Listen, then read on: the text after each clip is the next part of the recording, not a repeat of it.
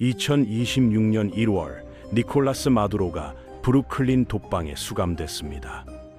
전 세계 언론은 델타포스의 작전만 떠들어댔습니다. 하지만 독재자를 무너뜨린 건 무력이 아니었습니다. 경제였습니다. 10년간 쌓이고 쌓인 파탄이 결국 그의 손목에 수갑을 채웠습니다.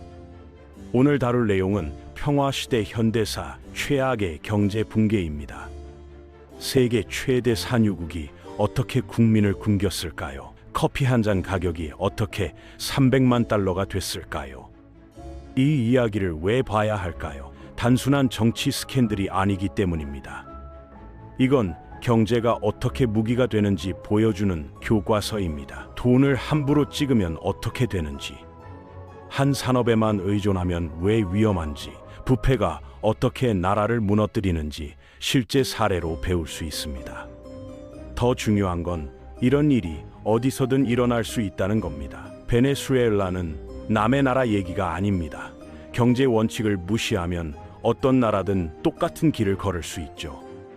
지금부터 베네수엘라가 스스로를 어떻게 파괴했는지 그 7가지 치명적 실수를 하나씩 파헤쳐 보겠습니다. 모든 이야기는 숫자 하나에서 시작됩니다. 3천억 배럴, 베네수엘라 땅속에 묻힌 석유 매장량입니다. 사우디보다 많습니다. 미국보다도 많습니다. 말 그대로 지질학적 대박이었습니다. 전 국민을 백만장자로 만들 수 있는 자원이었습니다. 1950년 베네수엘라는 세계 4위 부자 나라였습니다. 1인당 GDP가 미국, 스위스, 뉴질랜드 다음이었습니다. 일본보다 4배 부유했습니다. 중국보다 12배 부자였습니다. 카라카스는 남미의 파리라 불렸습니다. 베네수엘라 노동자들의 임금은 지역 최고 수준이었습니다. 그런데 경제학에 잔인한 진실이 하나 있습니다. 석유는 질투의 신이라는 거죠. 2013년 마두로가 집권했을 때 이미 엔진에서 연기가 나고 있었습니다. 우고 차베스 사망 직후였습니다. 이미 몇 년 전부터 나라는 심각한 네덜란드 병을 앓고 있었습니다. 네덜란드 병, 이상한 이름이죠. 1960년대 네덜란드가 천연가스 대박을 쳤습니다. 돈이 미친 듯이 쏟아져 들어왔습니다. 그런데 이상한 일이 벌어졌습니다. 공장들이 하나씩 문을 닫기 시작했습니다. 자원으로 번 돈이 오히려 경제를 망가뜨린 겁니다. 베네수엘라는 똑같은 함정에 빠졌습니다. 석유를 대량으로 팔면 자국 화폐 가치가 치솟습니다. 그러면 수입품이 터무니없이 싸지죠. 베네수엘라에서 토마토를 재배할 이유가 있습니까? 브라질에서 헐값에 사올 수 있습니다. 자동차를 직접 생산할 필요 있습니까? 토요타 수입하면 됩니다. 석유만 있으면 다 해결되니까요. 그렇게 베네수엘라는 제조업을 포기했습니다. 농업도 버렸죠. 공장도 전부 문을 닫았습니다. 그저 석유만 뽑아서 팔고 나머지는 모두 수입했습니다. 유가가 배럴당 100달러일 땐 완벽했습니다. 끝나지 않을 것 같은 파티였습니다. 하지만 마두로가 물려받은 건 석유 의존증만이 아니었습니다. 고장난 펌프도 함께 넘어왔습니다. 몇 년 전 치명적인 권력 투쟁이 나라를 망쳤습니다. 정부가 국영 석유 회사 PDVSA의 엔지니어와 지질학자 2만 명을 해고했으니까요. 이유가 뭐였을까요? 파업에 참여했다는 이유였습니다. 2만 명입니다. 하루아침에 나라 전체 석유 전문가의 절반이 사라진 겁니다. 그 빈자리에 정치 충성파들이 들어왔습니다. 구호는 잘 외쳤습니다. 고압 파이프 관리는요? 전혀 몰랐습니다. 마두로가 대통령이 됐을 때는 이미 시설이 망가지고 있었습니다. 펌프는 녹슬었고 파이프에서는 기름이 샜습니다. 그런데도 파티는 계속돼야 했습니다. 그래서 시설 수리 대신 회사 금고를 털었습니다. PDVSA를 개인 ATM처럼 썼죠. 집회에 돈이 필요하며 석유 회사에서 가져갔습니다. 장군들을 매수할 돈이 필요하면 거기서 또 가져갔죠. 유지보수 예산은 삭제됐습니다. 여기서 첫 번째 못이 박힙니다. 생산량 폭락이죠. 마두로 취임 당시 하루 290만 배럴을 생산했습니다. 체포될 무렵엔 82만 배럴 겨우 유지했습니다. 2020년 최악일 때는 34만 배럴까지 떨어졌습니다. 빵집을 운영한다고 상상해 보십시오. 밀가루를 안 삽니다. 제빵사를 해고합니다. 오븐은 고철로 팔아버립니다. 그러고는 빵이 왜 없냐고 놀라는 겁니다. 마두로 경제학이 바로 이겁니다. 황금알을 낳는 거위를 잡아서 털을 뜯고 튀겨 먹은 다음 왜 알을 안 낳냐며 의아해하는 거죠. 전문가를 충성파로 바꾸면 시스템은 무너집니다. 정치가 기술을 이길 수 없습니다. 2014년 석유 수입이 끊겼을 때 당연히 지출을 줄였겠죠? 허리띠를 졸랐을 거라 생각하시죠? 아니었습니다. 훨씬 더 악질적인 일을 저질렀습니다. 돈을 마구 찍어냈습니다. 2014년이었습니다. 유가가 폭락했습니다. 국고가 바닥났습니다. 정부는 수십억 달러 청구서를 갚아야 했습니다. 복지 프로그램, 보조금, 빚, 군부 매수 비용까지요. 정상적인 정부라면 어떻게 했을까요? 세금을 올리거나 지출을 줄였을 겁니다. 힘들지만 정직한 방법입니다. 마두로는요, 중앙은행에 전화 한 통 걸었습니다. 찍어! 끝입니다. 단순한 인플레이션이 아니었습니다. 초인플레이션이었습니다. 초인플레이션, 물가가 한 달에 50% 이상 오릅니다. 돈이 실시간으로 녹아내립니다. 속도계가 박살난 경제 폭주입니다. 통계를 보시겠습니까? 정말 이해하기 힘든 수치들입니다. 2013년 인플레이션율은 54%였습니다. 심각하지만 관리 가능한 수준이었습니다. 2015년에는 177%였습니다. 완전히 통제 불능입니다. 2016년에는 254%였습니다. 그리고 댐이 터졌습니다. 2018년 IMF와 베네수엘라 국회가 추정한 인플레이션율입니다. 13만 %. 잠깐 뭐라고요? 13만 %입니다. 2019년 초 일부 추정치는 30만 %를 넘었습니다. 실감이 안 나시죠? 구체적으로 설명하겠습니다. 월요일 밤에 잠들 때 달걀 하나가 1달러입니다. 금요일에는 그 달걀이 3,000달러입니다. 농담이 아닙니다. 진짜 일어난 일입니다. 가격이 연간이나 월간으로 변하지 않았습니다. 시간 단위로 바뀌었습니다. 2018년 어느 화요일 오전 카라카스 한 슈퍼마켓입니다. 진열대에 케첩 한 병이 놓여 있습니다. 450만 볼리바르, 1시간 전만 해도 300만 볼리바르였습니다. 점원이 서둘러 가격표를 또 바꿉니다. 600만 볼리바르. 여자 한 명이 달려옵니다. 케첩을 낚아챕니다. 뒤에서 다른 사람이 손을 뻗습니다. 밀치기가 시작됩니다. 케첩 한 병 때문입니다. 이게 2018년 베네수엘라 슈퍼마켓의 일상이었습니다. 식당 웨이터들은 메뉴판에 가격을 적지 않았습니다. 왜냐고요? 전체 요리를 먹는 동안 주요리 가격이 2배로 뛰었으니까요. 볼리바르 화폐는 그야말로 휴지가 됐습니다. 실제로 휴지보다 못했습니다. 지폐로 냅킨을 사는 것보다 지폐를 냅킨으로 쓰는 게 더 쌌습니다. 사람들이 현금으로 지갑을 만들기 시작했습니다. 아이들이 지폐로 종이접기를 했습니다. 공예품의 가치가 돈의 액면가보다 높았으니까요. 마두로의 반응이 무엇일까요? 실수를 인정했을까요? 천만에요. 경제전쟁을 선포했습니다. 상점 주인들을 비난했습니다. CIA 탓을 했습니다. 자본주의 기생충들이라고 욕했습니다. 군대를 보내서 가격을 내리라고 강요했습니다. 2016년 어느 날 카라카스 한 슈퍼마켓입니다. 군인들이 들어옵니다. 주인에게 명령합니다. 우유 1리터 볼리바르에 팔아. 주인이 계산을 합니다. 사료비 150볼리바르, 전기료 50볼리바르, 인건비 30볼리바르, 원가만 230볼리바르입니다. 100볼리바르에 팔면 130볼리바르 손해입니다.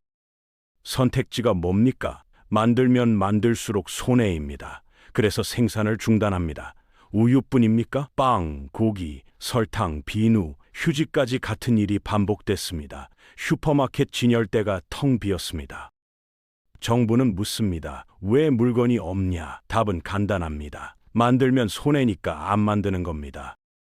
그래서 주인이 생산을 중단했습니다. TV도 마찬가지였습니다. 10달러에 팔아. 군인들이 명령하면 팔았습니다. 그럼 새 TV를 살 돈이 없죠. 매대는 텅텅 비었습니다. 두 번째 못이 박힙니다. 가격 파괴입니다. 경제는 한 가지에 의존합니다. 신뢰죠. 이 종이 조각이 가치가 있다는 믿음 말입니다. 오늘 신발을 팔면 내일 빵을 살 수 있다는 신뢰예요. 마두로는 그 신뢰에 불을 질렀습니다. 화폐를 파괴하면서 모든 거래를 공황으로 만들었습니다. 사람들은 월급을 받자마자 썼습니다. 타이어든 쌀이든 표백제든 뭐든 샀습니다. 돈을 쥐고 있으면 녹는 얼음을 잡은 것 같았으니까요. 저축이 사라지는 게 나쁩니까? 식량 상황을 들어보십시오. 돈이 무너지면 굶주림이 시작되니까요. 초인플레이션은 단순한 숫자 문제가 아닙니다. 사회 전체의 신뢰를 파괴하는 무기입니다. 여기서 금융 비극이 인도적 참사로 바뀝니다. 2016년 카라카스 거리에 씁쓸한 농담이 돌았습니다. 마두로 다이어트, 살은 빠지는데 건강해지지는 않습니다. 전혀 웃기지 않습니다. 하지만 굶주릴 때 유머가 유일한 위안이었습니다. 베네수엘라 주요 대학들의 연구 결과입니다. 2016년 한 해에만 인구 73%가 평균 8.6kg을 감량했다고 합니다. 헬스장을 다녀서가 아닙니다. 먹을 게 없어서입니다. 굶었기 때문입니다. 세 번째 못이 박힙니다. 결핍의 무기화입니다. 경제가 무너지자 슈퍼마켓 진열대가 텅 비었습니다. 그런데 정부가 해결책을 찾았습니다. CLAP 박스입니다. 지역 농산물 공급 프로그램이래요. 판지 상자에 쌀, 콩, 밀가루가 들어 있습니다. 정부가 배급하는 식량 꾸러미입니다. 마리아의 이야기를 들어보시겠습니까? 카라카스에 사는 50대 주부입니다. 남편은 택시기사입니다. 한 달 수입으로 달걀 2판 살 수 있습니다. 그게 전부입니다. 매주 화요일 마리아는 동네 사무소 앞에 섭니다. CAAP 박스를 받으러요. 3시간을 기다립니다. 상자를 받습니다. 집에 와서 엽니다. 쌀 1kg, 콩 500g, 밀가루 한 봉지. 가족 4명이 일주일 먹을 양입니다. 부족합니다. 하지만 이게 없으면 굶습니다. 이 판지 상자가 나라 최고의 정치 도구가 됐습니다. 가정에 직접 배송되는 보조 식량 패키지였습니다. 서류상으로는 구호 활동처럼 보였습니다. 실제로는요, 목줄이었습니다. 마두로에게 항의하면 상자를 받지 못했습니다. 당 명단에 서명하지 않으면 상자가 없었습니다. 야당을 찍은 동네에 살면 그 주에는 트럭이 고장났을 겁니다. 마리아는 어떻게 했을까요? 서명했습니다. 마두로를 지지한다고요. 거짓말이었습니다. 하지만 아이들을 먹여야 했습니다. 이게 베네수엘라 수백만 가정의 선택이었습니다. 더 어두워집니다. 단순한 통제가 아니었죠. 도둑질이었습니다. 알렉스 사하브를 기억하십니까? 2023년 미국과 죄수 교환된 마두로의 금융 해결사입니다. 조사 결과 정부가 저품질 식품을 수입하고 있었다고 합니다. 먹으면 안 될 것들을 엄청난 가격에 말이죠.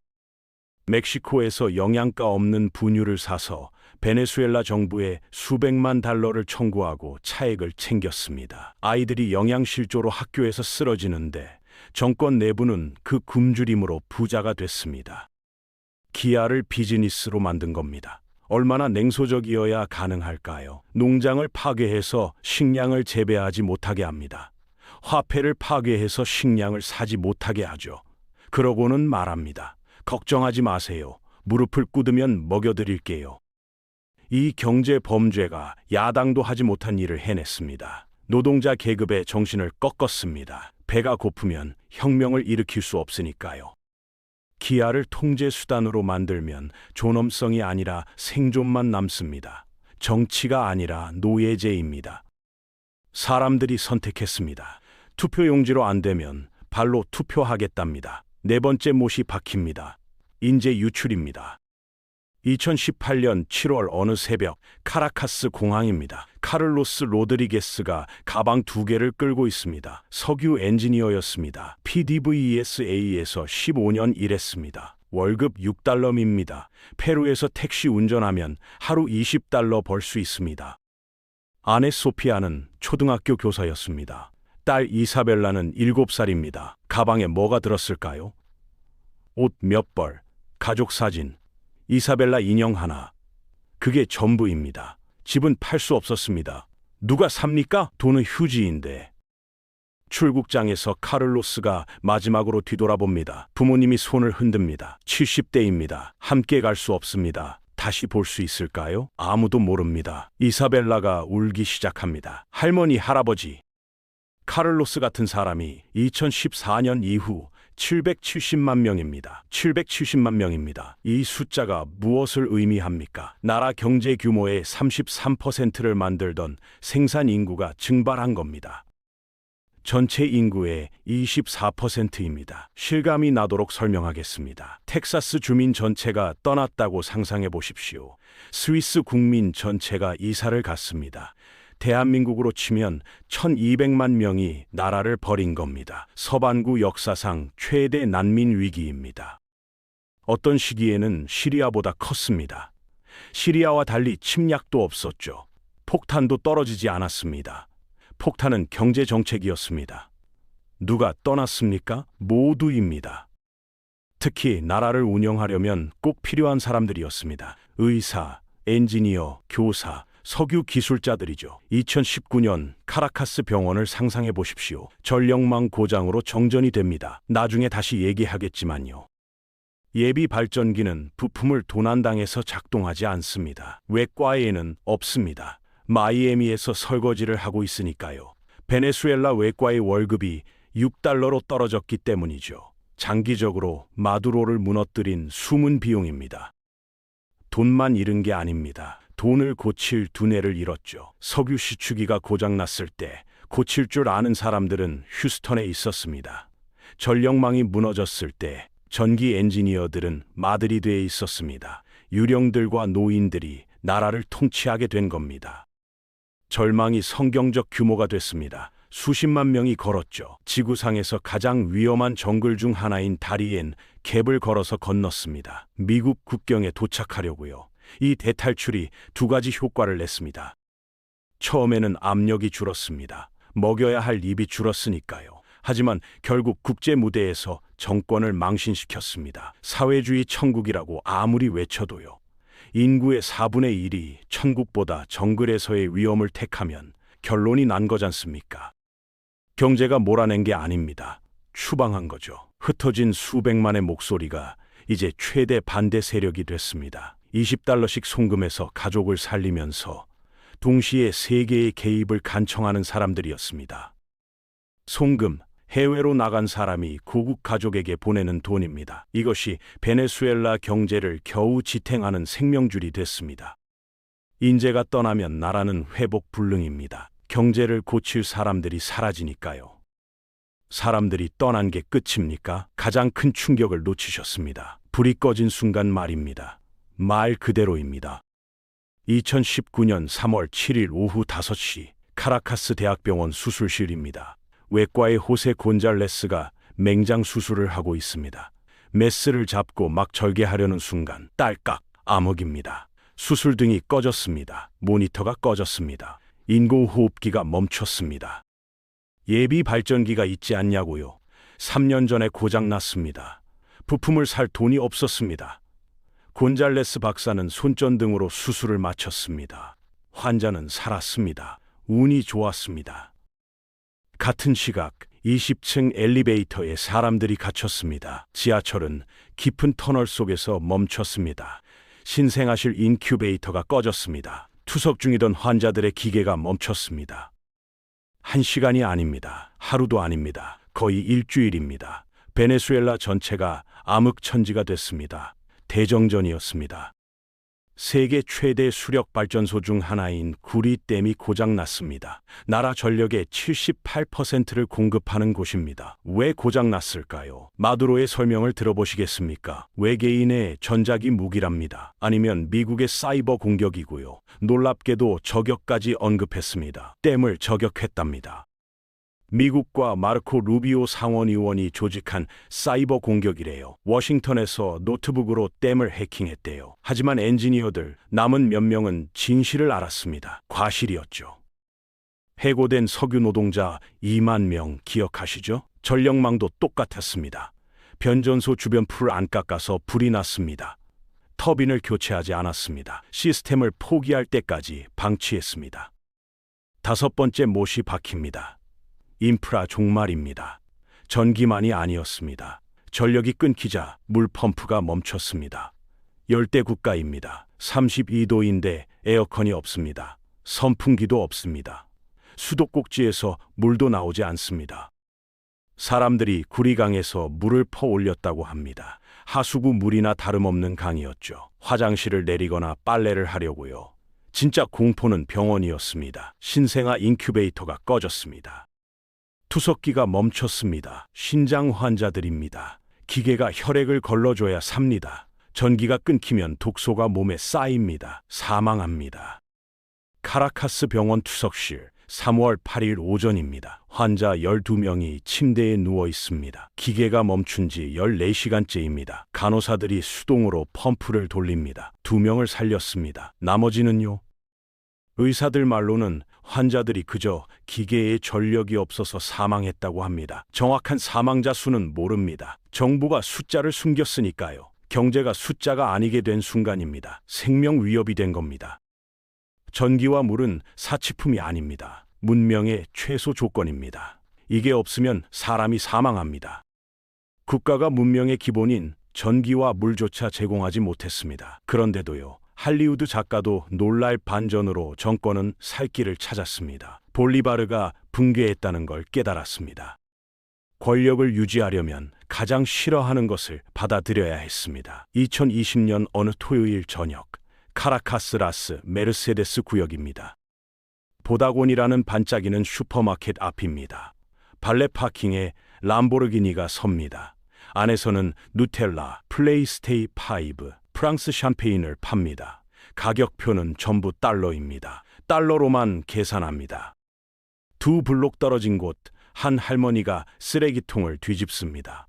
썩은 양배추를 찾습니다. 손에 쥔 돈은 볼리바르 지폐 뭉치입니다. 쓸모없습니다. 6번째 못이 박힙니다. 범죄 국가화입니다. 석유 산업이 붕괴했습니다. 세금을 걷지 못합니다. 정상적인 경제는 무너졌습니다. 그런데 정권은 유지해야 합니다. 장군들에게 월급을 줘야 합니다. 충성을 사야 합니다. 마두로는 3가지 길을 택했습니다. 첫째, 주권 포기입니다. 2020년 어느 토요일 저녁, 카라카스 라스 메르세데스 구역입니다. 보다곤이라는 반짝이는 슈퍼마켓 앞입니다. 발레 파킹에 람보르기니가 섭니다. 안에서는 누텔라, 플레이스테이움 5, 프랑스 샴페인을 팝니다. 가격표는 전부 달러입니다. 2 블록 떨어진 곳, 한 할머니가 쓰레기통을 뒤집습니다. 썩은 양배추를 찾습니다. 손에 쥔 돈은 볼리바르 지폐 뭉치입니다. 쓸모없습니다. 몇 년 동안 양키는 꺼져 라고 외치더니 마두로가 상상도 못할 일을 했습니다. 조용히 미국 달러를 합법화했습니다. 환율 통제를 포기했습니다. 달러가 흐르도록 놔뒀습니다. 베네수엘라는 2개의 세상으로 나뉘었습니다. 달러를 가진 5%와 볼리바르에 갇힌 95%입니다. 둘째, 금광입니다. 2017년 볼리바르주 아마존 정글 깊숙한 곳입니다. 오리노코 강변입니다. 마두로는 베네수엘라 아마존 지도를 폈습니다. 파헤쳐, 아르코 미네로, 포르투갈만 한 광산 구역을 선포했습니다. 현장은 이렇습니다. 수은 냄새가 공기를 채웁니다. 강물은 진흙탕입니다. 남자들이 허리까지 물에 잠긴 채 삽질합니다. 금 1g에 5달러입니다. AK-47을 든 병사들이 지켜봅니다. 정권이 광산 통제권을 군부와 콜롬비아 게릴라 ELN 같은 범죄 조직에게 넘겼습니다. 금은 개인 비행기로 터키, UAE, 이란으로 날아갑니다. 장부 밖 현금 거래입니다. 현금 가방이 대통령궁에 배달됩니다. 셋째, 가장 어두운 길입니다. 석유 경제가 붕괴하고 금 경제로는 부족할 때 국가가 남미 최고 수익 상품으로 갔습니다. 미국 수사관들이 태양의 카르텔을 추적했습니다. 카르텔 대 로스 솔레스, 군복을 입은 범죄 조직이었습니다. 왜 태양일까요? 베네수엘라 장군들의 견장에 태양이 달려 있으니까요. 베네수엘라 정부가 불법 밀매의 물류 부서가 됐습니다. 밀매업자는 보통 경찰에게 숨어야 합니다. 그런데 이제는 본인이 경찰입니다. 레이더를 통제합니다. 항구를 통제합니다. 영공을 통제합니다. 미국 법무부는 마두로를 정치인으로 보지 않았습니다. 엘 차포처럼 봤습니다. 머리에 1,500만 달러 현상금을 걸었습니다. 마두로가 경호원들과 방에 들어갈 때마다 궁금했을 겁니다. 저 사람이 나를 보호하고 싶은 거야? 1,500만 달러를 원하는 거야? 합법 경제가 무너지면 국가는 범죄 조직이 됩니다. 달러화는 주권 포기, 금광은 무법지대, 밀수는 국가의 종말입니다. 2024년 초 뉴스를 보셨다면 속삭임을 들었을 겁니다. 소문입니다. 베네수엘라가 회복되고 있답니다. 인플레이션이 좀 느려졌습니다.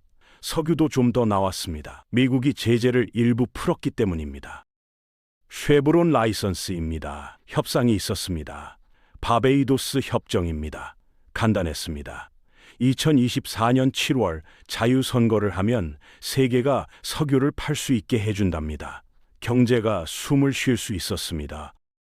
7번째 못이 박힙니다. 자존심의 기회비용입니다. 마두로는 권력을 지키려고 경제 회복의 기회를 버렸습니다. 여기서 중요한 질문이 나옵니다. 마두로는 정말 몰랐을까요? 퍼주기 정책을 멈춰야 한다는 걸, 화폐를 찍어내면 안 된다는 걸 당연히 알았습니다. 하지만 멈출 수 없었습니다. 왜냐고요? 개혁을 시작하는 순간 당장 내일 정권이 무너진다는 걸 알았으니까요. 보조금을 끊으면 거리에 시위대가 나옵니다. 공기업을 구조조정하면 지지 기반이 흔들립니다. CLAP 박스를 중단하면 수백만 표가 사라집니다. 그래서 선택했습니다. 나라를 조금씩 파괴하지만 권력은 지키는 길을. 우리는 이걸 시간 불일치 문제라고 부릅니다. 장기적으로 옳은 정책이 단기적으로는 정치적 자살이 되는 상황입니다. 마두로는 10년 뒤 베네수엘라보다 내일의 권력을 택했습니다. 매번 반복적으로.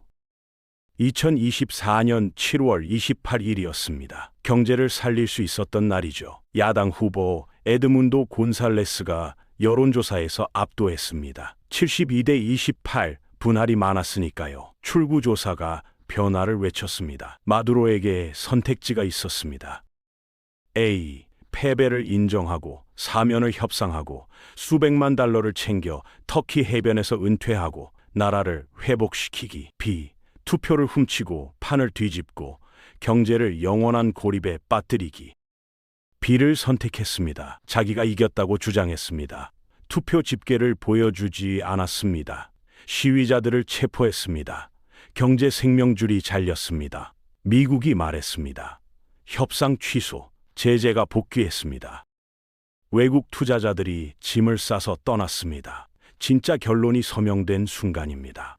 2024년까지는 마두로가 제국주의 탓을 할 수 있었습니다. 제재를 비난할 수 있었습니다. 하지만 2024년에는 제재를 풀 황금 열쇠를 받고 강에 던져버렸습니다. 권력에 집착하면 나라 전체가 대가를 치릅니다. 자존심은 가장 비싼 싼 사치입니다. 세계에 더 중요하게는 자기 군부에 증명했습니다. 자기가 권력을 쥔 한 베네수엘라는 절대 돈을 벌지 못한다고요. 파이프를 막은 게 자기였습니다. 장군이 대통령이 방사능이라 병사 월급을 못 줄 때 충성심이 녹슬기 시작합니다. 왜 지금일까요? 왜 2026년 2월 3일 경제 계산이 바닥났기 때문입니다. 보고서들을 보면 2025년 말 몇 달간 고위 장성들의 월급이 늦게 나왔다고 합니다. 아니면 적게 나왔거나요. 금광이 압박을 받았습니다. 밀수 루트가 미국 순찰대에게 차단됐습니다. 전리품이 바닥났습니다. 궁극적인 경제 개념이 나옵니다. 인센티브 구조요. 10년간 군부의 인센티브는 간단했습니다. 마두로를 보호하면 돈을 받고 안전합니다. 2026년 2월 3일 인센티브가 뒤집혔습니다. 마두로를 보호하면 배와 함께 침몰입니다. 넘기면 사법거래, 형량을 줄일 수 있습니다. 델타 포스 팀이 착륙했을 때 수천 명의 광신적 방어를 맞닥뜨리지 않았습니다. 이미 속이 빈 정권을 만났죠. 구조가 썩었습니다. 한번 걷어차니 전부 무너졌습니다. 경제가 단순히 약화만 시킨 게 아닙니다. 방패를 벗겼습니다. 지도자를 짐짝으로 바꿨죠. 자, 여기입니다. 결론이 났습니다. 니콜라스 마두로는 브루클린 감방에 있습니다. 하지만 실제로 그를 패배시킨 게 무엇인지 명확해야 합니다. 단순한 정치 이념이 아니었습니다. 현실의 법칙을 거부한 거였죠. 불을 찍어낼 수 있다고 믿었습니다. 못합니다. 석유를 먹을 수 있다고 믿었습니다. 못합니다. 폐허를 영원히 지배할 수 있다고 믿었죠. 못합니다. 마두로 시대가 남긴 결과를 정리해 보겠습니다. 첫째, GDP가 77% 증발했습니다. 평화시대 역사상 최악의 경제 붕괴 중 하나입니다.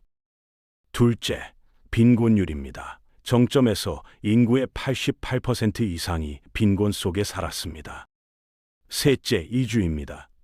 770만 명, 나라 인구의 24%가 떠났습니다. 카를로스와 이사벨라 같은 사람들이죠. 넷째, 화폐의 소멸입니다. 볼리바르는 아이들 종이접기 재료가 됐습니다. 마지막으로 계산 하나 해보겠습니다. 베네수엘라 석유 매장량 300억 배럴, 현재 시세로 약 2조 달러입니다. 전 국민 3천만 명에게 나눠주면 1인당 6만 6천 달러입니다. 대한민국 1인당 GDP보다 높습니다. 그런데 지금 베네수엘라 국민 88%는 하루 2달러로 살아갑니다. 마리아는 CLAP 박스를 받으려 3시간을 줄 섭니다. 호세 곤잘레스 박사는 손전등으로 수술합니다. 카를로스는 페루에서 택시를 몹니다. 이사벨라는 할머니를 다시 못 볼지도 모릅니다. 세계 최대 부자 나라가 세계 최악 가난 나라가 된 이유 단 하나입니다. 경제를 무시했으니까요. 경제는 협상하지 않습니다. 기다려주지도 않습니다. 그저 작동하거나 무너지거나 둘 중 하나입니다. 베네수엘라는 무너지는 쪽을 선택했습니다. 마두로는 브루클린 감방에 앉아 있습니다. 하지만 770만 멸은 돌아오지 않습니다. 잃어버린 10년도 되돌릴 수 없습니다. 경제를 무시하면 경제가 정권을 무너뜨립니다. 무력 충돌 없이도요. 그리고 그 대가는 한 사람이 아니라 한 세대 전체가 치릅니다. 이제 질문 하나 드리겠습니다. 우리가 사는 나라는 베네수엘라와 얼마나 다릅니까? 중앙은행이 돈을 마구 찍고 있지는 않습니까? 한 가지 산업에만 의존하고 있지는 않습니까? 전문가를 정치인으로 바꾸고 있지는 않습니까? 부채가 눈덩이처럼 불어나고 있지는 않습니까? 베네수엘라는 갑자기 무너지지 않았습니다. 10년에 걸쳐 조금씩 무너졌습니다. 신호는 있었습니다. 그저 아무도 듣지 않았을 뿐입니다. 이 이야기가 중요한 이유입니다. 경제 붕괴의 신호를 읽는 법을 배우면 우리는 준비할 수 있습니다. 가족을 보호할 수 있습니다. 그리고 더 많은 사람들이 이 신호를 알수록 우리는 집단적으로 요구할 수 있습니다. 우리나라는 베네수엘라가 되지 않을 것이다 라고요. 이 영상이 도움이 됐다면 구독과 좋아요를 눌러주세요. 더 많은 사람들이 볼 수 있게 공유해 주십시오. 구독하시면 경제가 어떻게 작동하는지, 어떻게 무너지는지, 그리고 어떻게 여러분을 보호할 수 있는지에 대한 더 많은 이야기를 받아보실 수 있습니다. 마리아, 카를로스, 이사벨라, 호세 박사, 그들의 이야기가 경고가 되길 바랍니다. 예언이 아니라요. 시청해 주셔서 감사합니다.